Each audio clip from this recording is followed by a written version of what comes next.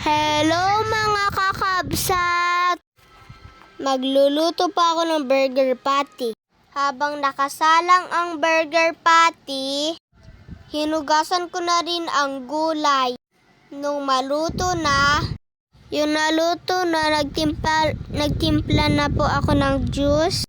Tsaka ko tinawag ang aking mga pinsan.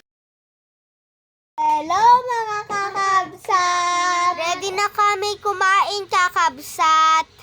Kanya-kanya kaming lagay o gawa na burger. Pero yung bun, si Mami na naghati. Yung sliced cheese ay hindi ko mabuksan-buksan. Kaya nagpatulong na rin ako kay Mami. Ganito kami dito sa bahay. Pag may gusto kaming kainin, kami na lang gumagawa.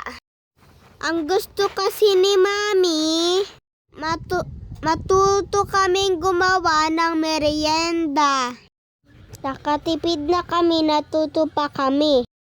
Enjoy kami paggagawa ng DIY burger.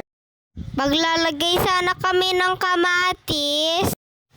Kaso mahal na ngayon kaya wag na. Ang mahalaga ay mahal pa rin nila ako.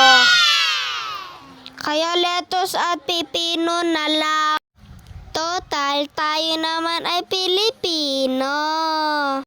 At ako'y pipiliin rin ng crush ko.